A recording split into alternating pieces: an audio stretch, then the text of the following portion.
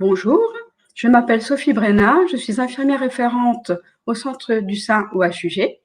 Dans le cadre de la collaboration entre le HUG et l'hôpital de la Tour, je vous présente le 6e des 7 ateliers en ligne de nos 2 établissements organisent pour Octobre Rose.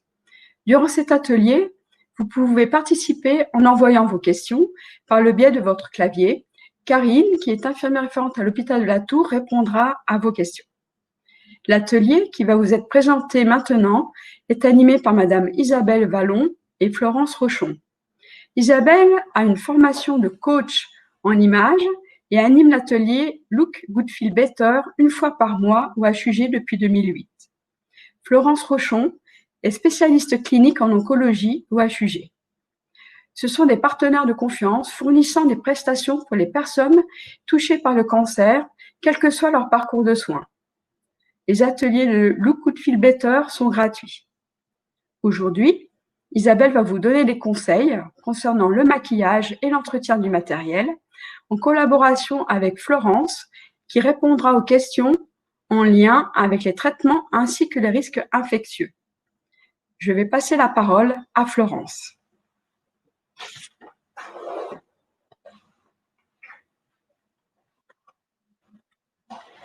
Merci Sophie. Bonjour à tous. Alors je suis Florence Rochon, infirmière spécialiste clinique en oncologie aux HUG et puis référente aussi pour l'image corporelle. Depuis 2008, comme l'a dit Sophie, nous organisons au sein de l'hôpital et conjointement avec la Fondation Look Good Feel Better des ateliers gratuits, des ateliers de maquillage une fois par mois. Ce sont déjà 112 ateliers qui ont pu avoir lieu et plus de 800 femmes qui ont suivi ces cours. On peut aussi préciser que des adolescents et des adolescentes participent aussi à des ateliers spécifiques. Lors de ces ateliers, je suis toujours accompagnée de maquilleuses, coachs en images, esthéticiennes, et qui interviennent, elles, bénévolement. Et je tiens quand même à les remercier parce que depuis 2008, une fois par mois, ça fait déjà beaucoup de temps donné à l'hôpital. La Covid-19, elle nous a obligés à repenser autrement nos interventions. Nous organisons des ateliers virtuels, soit par Zoom, soit par WhatsApp vidéo ou encore d'autres systèmes. Dans ce moment d'échange avec Isabelle, vous allez avoir un aperçu des conseils que nous prodiguons pour vous mettre en beauté, mais surtout pour avoir des conseils en lien avec le risque infectieux. Avant tout soin sur votre visage, commencez toujours par une désinfection des mains. Pensez également à noter les dates d'ouverture des produits, car vous devrez les conserver moins longtemps quand vous êtes sous traitement. Pensez à nettoyer régulièrement vos pinceaux à l'eau et au savon et à les faire sécher de façon à plat sur un petit linge. À tailler les crayons également avant chaque utilisation. Ne mettez pas vos doigts dans les pots de crème, mais servez-vous des spatules à disposition. Tous ces petits gestes auxquels on va vous rendre attentive vont vous permettre de continuer à prendre soin de vous quotidiennement. Avant de laisser la parole à ma collègue Isabelle Vallon, je vous laisse visionner la vidéo de quelques minutes qui va vous permettre de vous plonger dans l'atmosphère de ces ateliers de beauté.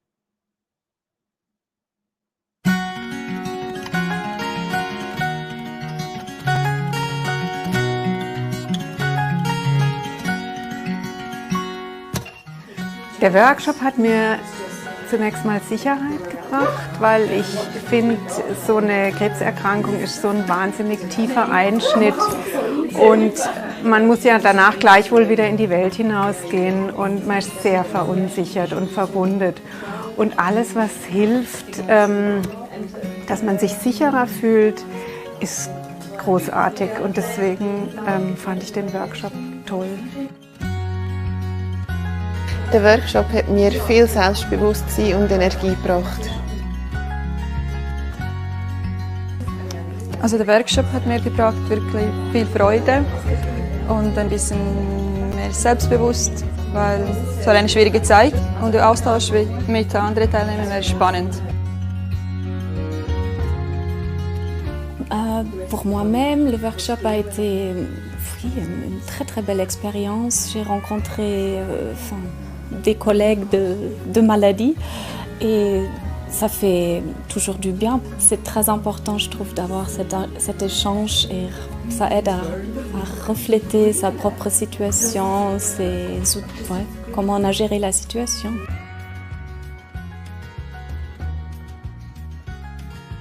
For me, the workshop was incredible. It gave me a lot of self-confidence. Just something as simple as having eyebrows again. It does a lot to make you feel better from within, and it's easier to handle each day as it comes if you're feeling beautiful.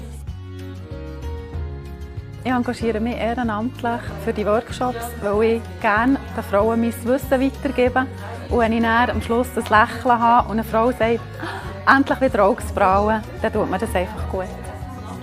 Wir sind über 100 Ehrenamtliche, die sich für die Stiftung engagieren, mit Herzblut. Ich gehöre auch zu denen und ich freue mich jedes Mal wieder, wenn ich Tipps und Tricks diesen Frauen weitergeben darf, dass sie ihre Spuren, die die Therapie halt mit sich bringen, ein bisschen kaschieren können. Seit 2006 führen wir in der ganzen Schweiz Workshops durch. Mich besonders freut sehr, dass wir den Betroffenen ein Lächeln aufs Gesicht zaubern und dass wir ihnen einen schönen Nachmittag schenken können. Dank unseren Partnern und Sponsoren kommt jede Teilnehmende Geschenktaschen über, gefüllt mit hochwertigen Produkten, die sie alle am Workshop anwenden und am Schluss dürfen sie die Taschen mit heimnehmen. Also der Workshop hat mir sehr gut gefallen und ich würde ihn unbedingt weiterempfehlen. Das habe ich auch schon getan. I actually know 2 other women already in Switzerland recently diagnosed, and I have recommended them to attend courses.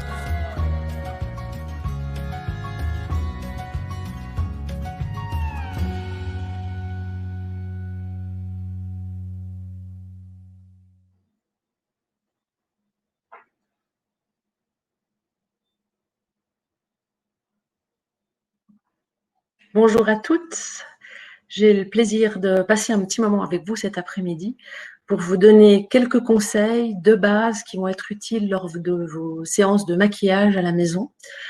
Comme vous l'a dit Florence tout à l'heure, c'est une année un peu particulière et nos ateliers ont lieu par vidéo en ce moment. C'est dommage parce que c'est vrai que l'effet de groupe est extraordinaire dans le partage que nous vivons chaque fois que nous animons ces ateliers. Alors, pour commencer, comme vous le disait Florence en préambule, il est vraiment important que vous démarriez toujours avec des mains parfaitement propres et donc de les désinfecter. Autre point vraiment important par rapport aux soins de votre peau, c'est de la démaquiller, c'est-à-dire de la nettoyer parfaitement, et ce 2 fois par jour, matin et soir. Alors, quand on tombe par nettoyage, c'est pas juste se passer la tête sous l'eau quand on est sous la douche, c'est vraiment utiliser du démaquillant pour les yeux si vous êtes maquillé et un démaquillant pour le reste du visage que vous pouvez utiliser même si vous ne vous êtes pas maquillé. Alors pour ceci, vous pouvez utiliser une lotion micellaire comme on en trouve dans le commerce ou des laits démaquillants, ou il existe aussi d'autres formes comme des huiles ou des savons. Mais je tiens à vous le préciser, utilisez vraiment des produits adaptés et spécifiques pour le visage. Votre peau en ce moment est beaucoup plus sèche, elle est vraiment déshydratée.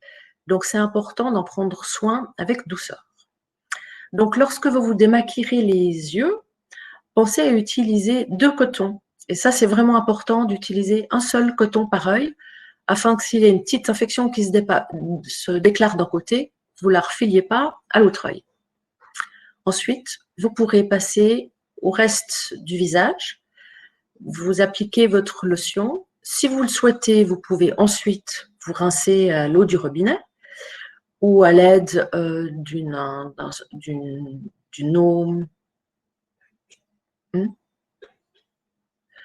tonique ou d'une eau thermale.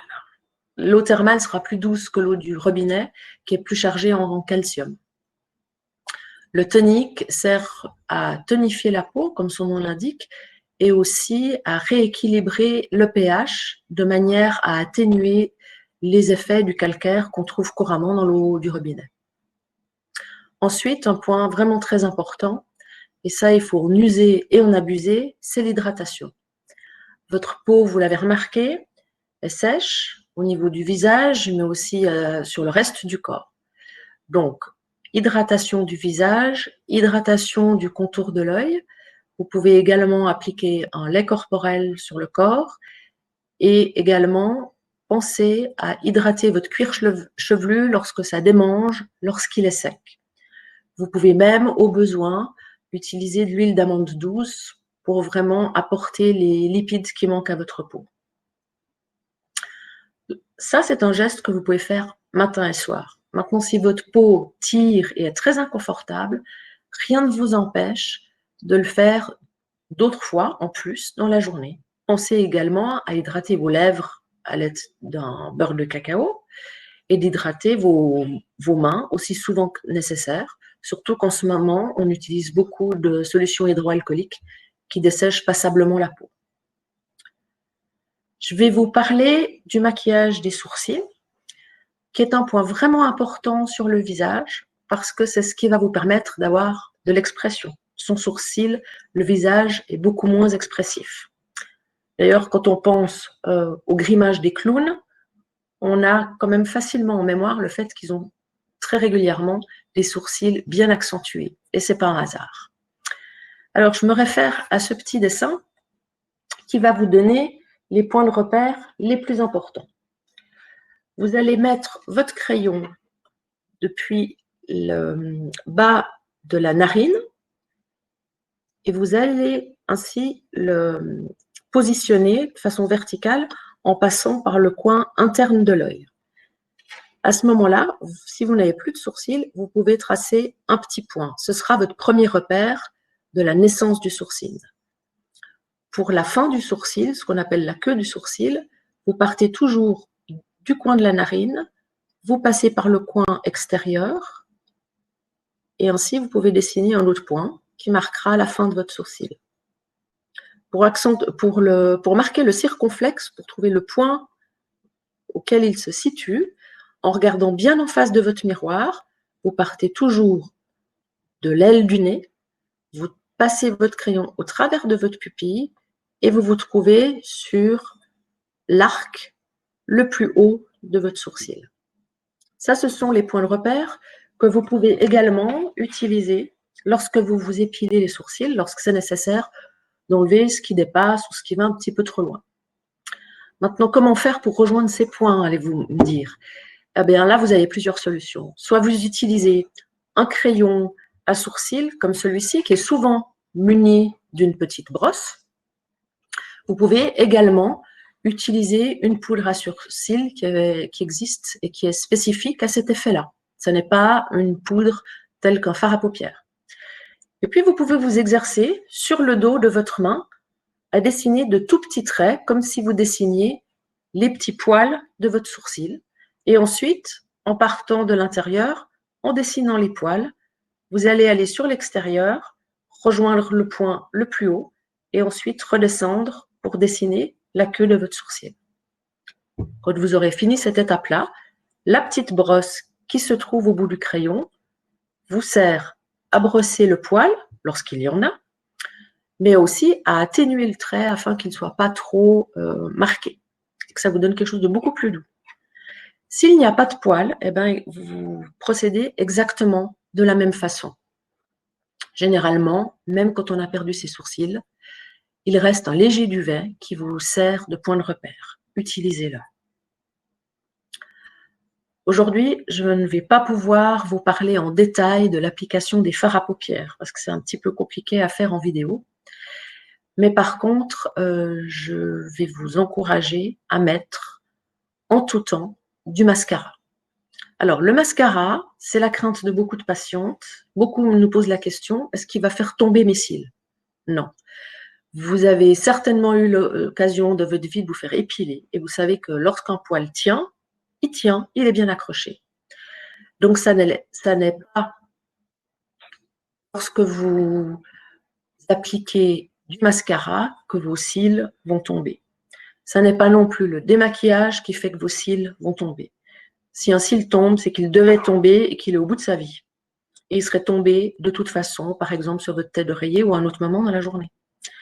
Donc, lorsque vous appliquez du mascara, qui est quand même le geste féminin par excellence, évitez de pomper ainsi, ça ne sert à rien. Vous incluez de l'air et ça dessèche votre produit. À l'intérieur, c'est une crème.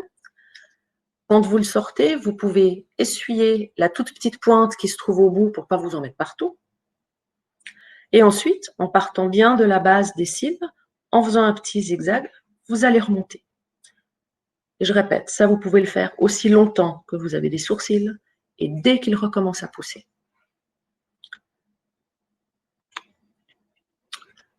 Pour le maquillage, pour apporter un petit peu de bonne mine, en dehors du fond de teint qui va vous permettre non pas d'amener essentiellement la bonne mine, mais plutôt d'unifier le teint, de camoufler les imperfections, les rougeurs, les taches. Ensuite, vous allez appliquer un blush, ou ce qu'on appelle également un fard à joues. Alors, pour l'application du fard à joues, je vous conseille d'utiliser un vrai pinceau de fard à joues et non pas le tout petit qui est plutôt utile pour faire des retouches, parce qu'il est un petit peu difficile à travailler, tellement il est petit. Une fois que vous aurez mis un petit peu de fard sur votre pinceau, vous pouvez le tapoter sur le dos de votre main pour enlever l'excédent, éviter de faire une grosse tache.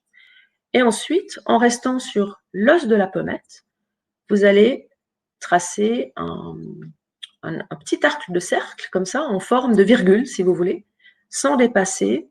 Pour moi, ça fait la bonne hauteur, c'est la branche de mes lunettes. Un autre repère, c'est le haut de votre oreille ou le coin de votre œil. Ça va vous apporter la petite touche fraîcheur, la petite touche bonne mine, comme ça, un petit peu comme si vous reveniez d'une balade au grand air. Maintenant, si vous avez de la coupe rose ou des rougeurs marquées, évitez d'utiliser, soit vous utilisez pas du tout de blush, soit vous utiliserez plutôt une teinte qui tire sur le corail, quelque chose de très doux, mais surtout pas rosé. Ça, c'était pour le blush. Ensuite, quelle femme ne connaît pas le rouge à lèvres? Donc, pour le rouge à lèvres, vous pouvez utiliser, bien sûr, si c'est nécessaire, parce que votre contour de lèvres n'est plus net, un crayon de la couleur de votre rouge à lèvres ou de la couleur de votre carnation naturelle. Et ensuite, vous remplirez à l'aide du bâton de rouge à lèvres. C'est clair que s'il est appliqué au pinceau, il tiendra plus longtemps, mais rien ne vous empêche de l'appliquer directement avec le bâton. Voilà, pour des gestes de beauté tout simples, des choses que vous pouvez réaliser facilement chez vous, chaque jour, pour avoir un petit peu bonne mine. Je vous encourage à vous y mettre si ce n'est pas déjà le cas. Je vais maintenant donner la parole à Karine. Karine, est-ce que tu as des questions pour nous?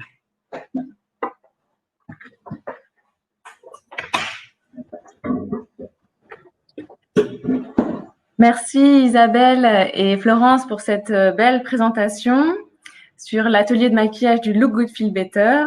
Alors, on a plusieurs questions, effectivement. La première, Sandrine, nous pose la question suivante. Comment s'inscrire à un atelier du Look Good Feel Better? Alors, directement, vous pouvez aller sur le site de la Fondation Look Good Feel Better. On va vous mettre le lien en fin de webinaire. Et puis, trouver le lieu qui est le plus près de chez vous pour participer. Si ça se trouve être à Genève, c'est effectivement ce qu'on fait nous aujourd'hui à l'hôpital, c'est-à-dire prendre rendez-vous avec moi. Je vous fournis la trousse, donc qui sera le starter nécessaire pour faire ces ateliers. Et puis, je vous explique les produits. On gagne déjà pas mal de temps. Et ensuite, vous vous connecterez avec Isabelle, avec qui vous appellera, ou moi, je vous donnerai ses coordonnées avec son accord. Et vous conviendrez d'un moment. Prendre un moment pour soi. Donc, il faut bien compter 1h30 d'atelier. Il va vous falloir un miroir.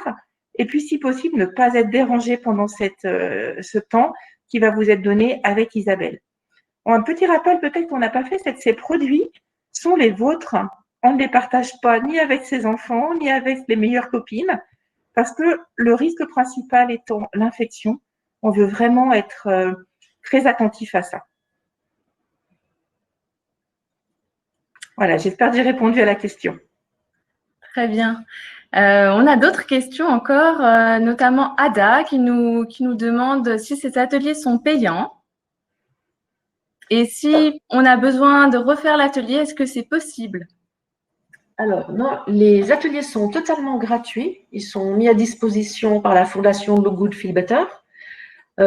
Tous les partenaires, c'est-à-dire les partenaires, c'est les sociétés qui offrent tous les produits de maquillage qui se trouvent dans la trousse. Donc, la trousse est gratuite, elle est offerte également. Et tout ça est mis à disposition par Look Good Feel Better. Pour la deuxième partie de la question, oui, il est possible de refaire un atelier. Par contre, on ne redonnera pas une trousse pour une deuxième participation. mais il est tout à fait possible de revenir, de s'inscrire et de venir avec sa propre trousse. À l'intérieur de la trousse, il y a tout un échantillon de choses utiles et pratiques pour pouvoir se maquiller, j'imagine, d'une manière assez facile. Alors, il y a absolument tout depuis le début jusqu'à la fin, c'est-à-dire les démaquillants pour les yeux et pour la peau. Il y a la crème contour de l'œil, hydratation du contour de l'œil et crème visage. Et ensuite, tous les produits de maquillage qu'on va utiliser pendant l'atelier. Alors, on a également une question de Maria. Alors, Maria nous demande si vous pouviez nous donner des conseils sur les produits bio de maquillage et sur les soins. Alors, souvent, Florence, tu me diras ce que tu en penses, si tu as des choses à ajouter en même temps. Souvent, ce qu'imaginent les femmes, c'est que lorsqu'un soin est bio, parce que c'est très tendance en ce moment, que lorsqu'un soin est bio, il est forcément inoffensif. Alors moi, j'attirerai votre attention là-dessus. C'est pas parce qu'un soin est bio, parce qu'une crème est bio ou parce qu'un fard à paupières est bio, par exemple, qu'il comporte moins de risques d'intolérance ou autre qu'un autre produit. Ça, c'est une chose à savoir. C'est vraiment important parce que beaucoup de femmes ne le savent pas. Maintenant, je n'ai pas de conseils par rapport à des marques appropriées, mais ce que je peux vous dire, mais ça c'est plus par mon expérience, les fards et tout ce qui est vraiment couleur dans les produits bio sont généralement moins performants que des produits qui ne sont pas bio, malheureusement. Donc, dans la tenue, sur la journée ou la tenue de maquillage? Certainement que c'est dû aux pigments qui sont utilisés. Alors moi, je rajouterais également qu'il faut toujours regarder la composition des produits, qu'ils soient bio ou pas bio. Moins il y a de produits, mieux c'est. Quand on a 4 ou 5 produits qui composent la crème hydratante ou autre, c'est déjà le maximum. Il ne faut pas en rajouter. Par contre, dans les produits bio, il faut aussi regarder quelle est la conservation de ces produits. C'est très tendance de faire, par exemple, les produits à la maison. Il faut s'assurer de comment ils sont conservés parce que pendant notre période où on est sous traitement, le risque, c'est finalement de développer des infections. Donc, on conseille aussi, nous, en tous les cas, pour certaines crèmes, la crème, c'est stocké à température ambiante, il y a du gras, donc les bactéries adorent se développer dedans. Eh bien, on va peut-être préférer une crème en tube et avec, par exemple, un bouchon qui va éviter à l'air de rentrer et qui va garder ce côté stérile. Après, il y a des applications sur téléphone ou alors il y a des notations.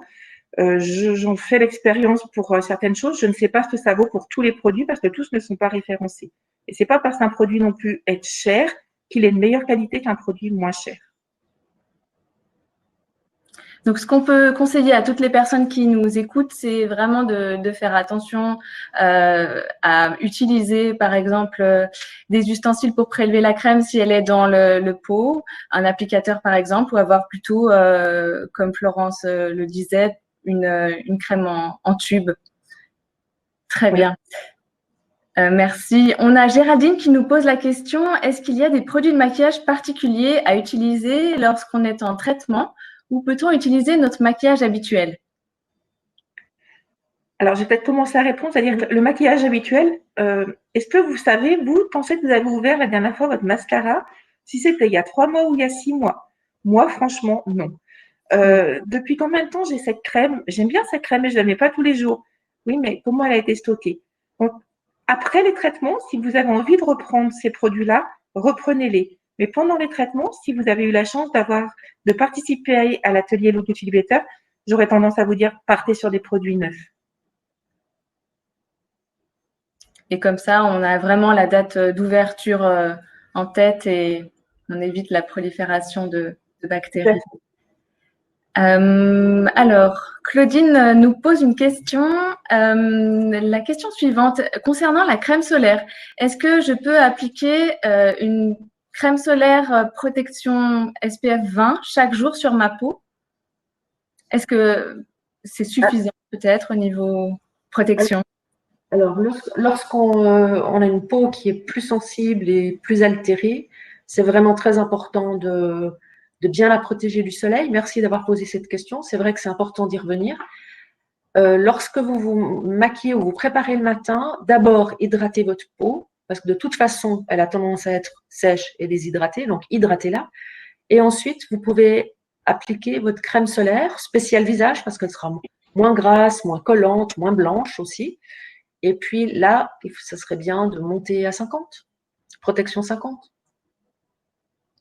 Alors, juste une précision, entre 30 et 50, on n'aurait pas beaucoup de plus de protection entre, si je ne m'abuse, je crois qu'on passe de 96 à 98% de filtration. Donc, déjà 30, c'est bien, mais 20, c'est vraiment pas assez. Et puis surtout, il faut penser à renouveler la crème solaire. Donc, on renouvelle fréquemment la crème solaire dans la journée. Toutes les 2 heures, oui. Toutes les 2 heures, d'accord. J'aimerais juste ajouter une petite chose. Sur beaucoup de crèmes aujourd'hui, de crèmes hydratantes, c'est quand même écrit qu'il y a une protection 20. Alors, n'oubliez pas que c'est avant tout des crèmes hydratantes, ce n'est pas des crèmes solaires.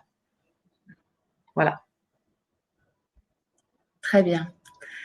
On a aussi une question de Marie-Édith. Ah, on a Géraldine aussi. Alors, Géraldine nous pose la question, doit-on proscrire certains produits durant les traitements? Oui, les produits qui vont trop assécher le visage.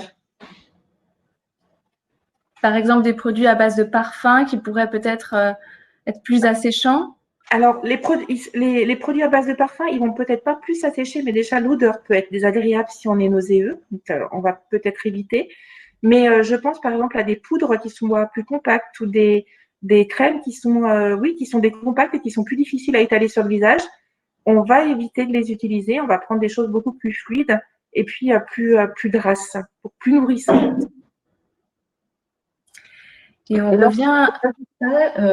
J'ajouterais que lorsqu'on a la peau sèche, on peut éliminer le passage de la poudre. Quand on a fini de se maquiller, souvent, vous savez, on se poudre le nez, enfin la zone T pour enlever les brillances. En cas de peau sèche, évitez cette étape parce que ça va encore plus marquer le côté déshydraté de la peau. Si on a des petites ridules, ça va les accentuer. Et en plus, ça a tendance à dessécher la peau. On en revient aussi à la question du coup de Marie-Édith qui nous demande est-ce que c'est important d'éviter les produits très parfumés? Donc c'est une question auquel Florence a en partie répondu. Je crois que si l'odeur d'un produit nous convient, on peut l'utiliser. Parfois, ça nous dérange. On voit pas mal de patients qui nous disent pendant les traitements, je supporte plus mon parfum alors c'est un parfum que je mets depuis une dizaine d'années. Ou alors, qui nous disent aussi à nous, soignants, votre parfum, il me dérange parce qu'il est trop sucré ou trop vanillé. Donc, si on arrive à le tolérer, aucun problème. Si on ne le tolère pas, eh bien, il faut mieux essayer de prendre des produits sans parfum. Géraldine demande si se maquiller présente des risques d'irritation pendant le traitement. Est-ce qu'on a plus de risques quand on se maquille, d'être finalement de présenter des irritations? Alors, a priori pas. Si on hydrate bien sa peau et qu'elle est bien nourrie également, et qu'on adopte des gestes avec des gestes doux, qu'on est un peu gentil avec soi et que quand on se démaquille, on ne fait pas que ça comme si on était en train de récurer une casserole, mais en y allant avec beaucoup de douceur pour pas agresser trop la peau et voilà, et la marquer et accentuer des choses. Mais a priori, un maquillage va pas avoir un impact vraiment important sur l'irritation. Voilà. D'accord. Ada nous demande si vous recommandez des marques. Alors, je vais vous répondre non. On travaille avec plusieurs produits, plusieurs marques. Moi, je pense juste qu'il faut parfois, avant d'acheter le grand flacon, demander peut-être un échantillon, tester, et puis si ça vous convient, à ce moment-là, investissez. Mais encore une fois, c'est pas parce qu'un produit coûte très cher qu'il est plus performant qu'un produit moins onéreux. Et puis, l'échantillon peut nous permettre aussi de sentir les odeurs et finalement de voir si ça nous convient, même au niveau de la texture. Tout à fait. Géraldine nous demande comment masquer efficacement les rougeurs dues au traitement. C'est vrai qu'entre la cortisone, on On a beaucoup de patientes qui présentent des rougeurs. Est-ce qu'il y a des astuces? Alors, il y a deux choses qui sont possibles de faire et qu'on peut même cumuler, je dirais, suivant la gravité des rougeurs, l'importance des rougeurs. Alors, tout d'abord, on peut utiliser ce qu'on appelle l'anticerne ou le correcteur. Donc, c'est deux mots, mais c'est le même produit. Alors là, vous allez l'appliquer délicatement par tapotement plutôt que d'étaler comme vous faites avec votre crème de vue. Vous savez, avec la crème de jour, on étale. Là, on ne va pas étaler, on va tapoter sur les rougeurs, attendre quelques secondes et ensuite appliquer le fond de teint. Maintenant, si les rougeurs sont très légères, souvent le fond de teint suffit. Mais si elles sont plus marquées, travaillez plutôt avec l'anticerne, qui sera plus couvrant. Et puis, je rajouterais qu'il y a des produits qui sont un peu teintés vert, qui, une fois que vous les travaillez au doigt, deviennent grisés. Et là, vous pouvez les mettre sur les rougeurs, puis par-dessus l'anticerne et le fond de teint. Donc, ce côté vert va atténuer la rougeur finalement de la peau. Exactement. Et puis toujours, il faut penser le soir à enlever, à se démaquiller, à se nettoyer et à nouveau réhydrater. Mais c'est vrai que plus on a mis des produits sur son visage, plus vraiment il faut penser le soir à tout enlever. Donc, le démaquillage est un moment important à privilégier.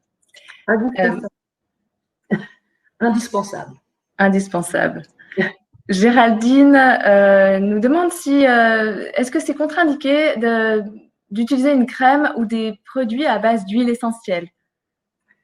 Alors, oui, pour certaines huiles essentielles, on va éviter de les utiliser pendant qu'on est en phase de traitement.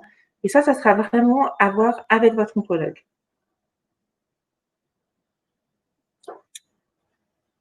Marie-Édith nous demande, est-ce qu'on peut cumuler plusieurs crèmes ou plusieurs produits en même temps? C'est vrai que parfois, on entend parler de sérum, de crème, etc. Est-ce que vous pouvez nous en dire plus pour nous éclairer à ce sujet? Alors, on peut tout à fait cumuler plusieurs produits ou plusieurs crèmes. Comme vous dites, Karine, si par exemple, on a une peau qui est très déshydratée ou qui a besoin d'être plus nourrie, quelque chose qui marche très bien, c'est d'appliquer un sérum et ensuite la crème. Donc, effectivement, on cumule. Et on cumule dans ce cas-là pour du mieux. Et puis, c'est vrai que si en plus, on met encore par-dessus une crème solaire, vous voyez qu'on fait des couches. On fait le millefeuille. J'espère qu'on a répondu à la question de Marie-Édith. Très bien. Moi, j'ai une question qui est: quelle est la différence? Tout à l'heure, on vous entendait parler dans la présentation de tonique, d'homicellaire ou de démaquillant. Comment nous donner des petits repères pour s'y retrouver un peu mieux? Alors, une eau micellaire, ce sera, si vous voulez, donc c'est une forme aqueuse, hein, comme de l'eau, comme un tonique, ça a la même consistance. Il en existe pour peau sèche, pour peau plus grasse, enfin voilà, pour toutes les problématiques de peau. Ça va s'utiliser pour nettoyer la peau, que ce soit avec maquillage ou sans maquillage. C'est un nettoyant. Ça, c'est une chose. Un lait démaquillant, c'est aussi un nettoyant qui va permettre de bien nettoyer la peau avec ou sans maquillage également. Ce sont généralement des produits qui sont très, très doux et bien tolérés par la peau. Et puis l'autre question, c'était le tonique. Alors le tonique, c'est pas un nettoyant du tout. C'est quelque chose qui s'applique soit après le lait démaquillant, ça c'est une possibilité, pour enlever l'excédent du lait démaquillant, rétablir le pH. Et puis, il peut aussi s'appliquer, après qu'on soit passé la tête sous l'eau, la même chose pour rééquilibrer le pH, atténuer les effets du calcaire et tonifier la peau. Merci. Est-ce que les produits anti-âge présentent un problème avec les traitements? Non, je pense que question de Géraldine. Les produits anti-âge, ils sont adaptés en fonction justement de l'âge, si la peau est plus mature ou pas, et on va avoir une texture différente. Mais par contre, à ma connaissance, il n'y a pas de contre-indication avec les traitements. J'ai une question. On entend très souvent donc nos patientes et nos patients qui, avec les traitements, ont une peau très sèche. Et on a également les muqueuses, notamment la muqueuse vaginale chez la femme, qui peut être touchée également. Est-ce que vous avez des conseils à ce sujet? Alors, effectivement, la peau, elle est sèche. On voit souvent, par exemple, les yeux, on a besoin de mettre des petites gouttes dans les yeux parce qu'ils sont beaucoup plus secs. Pareil pour le nez, hein, les gens disent mon nez est très très sec également. Alors, on a une absence de sécrétion vaginale pour certaines patients qui sont au traitement, soit avec les anti-hormones, soit avec la radiothérapie. Voilà, ça dépend. Et l'âge aussi des patients. Alors, oui, il va falloir s'en occuper parce que tout rapport sexuel va être douloureux s'il n'y a pas une lubrification préalable. Ce moment-là, on a le choix de dire on va utiliser un gel ou une crème lubrifiante du moment qu'elle est sans hormones. Ça, c'est aussi très important. Par contre, vous avez le temps, hein, c'est jusqu'à 4 heures avant un rapport. Donc, c'est pas top chrono, monsieur, il va prendre sa petite pilule bleue et puis on y va. Vous avez le temps comme ça de vous maquiller, de voir ce que vous allez faire pour sortir, si vous allez au restaurant ou pas. Et ensuite, si vous êtes décidé parce que vous êtes en forme, vous pouvez tout à fait avoir un rapport sexuel du moment que vous avez mis ce gel lubrifiant. C'est important d'en discuter également avec vos infirmières et puis avec vos médecins. Quelques patients nous disent aussi utiliser de l'huile d'olive ou de l'huile de coco. C'est tout à fait possible du moment que vous trouvez quelque chose qui vous correspond. Merci. Je ne veux pas vous avoir froissé, mais avoir répondu à la question. Oui, oui, et c'est des sujets importants, vraiment, dans la qualité de vie. C'est vraiment des sujets très importants. Marie-Édith nous demande, en ce qui concerne le cuir chevelu, est-ce que la repousse et la repousse des cheveux, est-ce qu'il y a des produits ou des soins particuliers? Eh bien, moi, j'aimerais que Marie-Édith, elle aille regarder le webinaire où il y avait Muriel Volo. C'était donc lundi dernier, si je me souviens bien. C'était mardi dernier, oui. Donne des petites astuces. Je pense qu'elle est plus à même de répondre que nous. Oui, et c'était très détaillé également sur cette partie repousse, effectivement.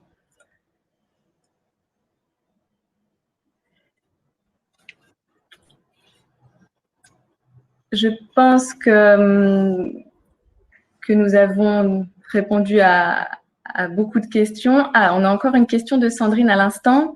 Comment peut-on retrouver les anciens webinaires? Alors, on a de la chance, et dans notre salle, on a des gens de la communication et qui vont vous dire que ces webinaires sont en ligne sur les sites déjà des HUG. Sur la page Facebook, je pense qu'on va pouvoir retrouver les liens et donc vous pourrez les voir à ce moment-là. J'espère que j'ai dit juste. Merci. Karine, nous avions une petite… depuis 2008, on a un petit livre d'or. Oui. Et on s'est permis, on a ouvert vraiment à une page au hasard. On voudrait juste vous lire ce que les patients… Alors, c'est vraiment… Voilà, les patients écrivent depuis 2008. Et juste pour faire le lien avec le film, puisqu'on n'a plus l'ambiance maintenant avec ces ateliers qui ne sont plus des ateliers partagés, je voulais juste vous dire, c'est une patiente qui a écrit… Alors, la date, elle est du 15 janvier 2019. Exactement aujourd'hui, on m'a demandé si j'étais déprimée. Et ce, parce que je ne portais aucun maquillage pour assister à ce tour de beauté. Vraiment, un visage avec des couleurs montre notre morale et les gens arrêtent de nous demander si on est malade. Si dans un certain moment, on a oublié notre cancer, en nous demandant si on est malade, ça nous fait revenir à des moments pas très agréables. Merci pour votre attention de mettre toutes les ressources pour avoir cet atelier. Voilà. Je pensais que c'était assez intéressant de lire. Et puis, ce petit livre d'or, il est toujours à disposition si des patients ont envie de le regarder pour se donner envie de participer. Vous avez en ligne là, le lien pour le webinaire des prothèses capillaires avec Muriel Volo. Donc, n'hésitez pas, c'était Marie-Édith, je crois, à aller cliquer dessus pour aller le voir après. Exactement, il est à l'instant sur la page. Parfait. Merci en tout cas à toutes les deux. On a Marie-Édith aussi qui nous… Merci mesdames. Merci beaucoup pour cette belle présentation, Isabelle et Florence. Notre 6e atelier en ligne arrive à sa fin. Nous vous remercions également pour toutes vos questions et votre participation qui ont permis vraiment de rendre cet atelier interactif grâce à vous, merci. Pour les personnes qui veulent en savoir plus, vous pouvez contacter Isabelle et Florence via le site internet du Look Good Feel Better, sur lequel vous retrouverez toutes les informations et qui est en lien également sur notre page. Vous pouvez également contacter l'infirmière référente du centre de soins où vous êtes en soins actuellement. Voilà, je vous donne rendez-vous mardi 27, pour le dernier atelier, le dernier des 7 ateliers en ligne, qui est sur le thème des soins des pieds et des soins des ongles avec l'école de podologie de Genève. Voilà, merci beaucoup à tous et à toutes et bel après-midi. Merci, au revoir.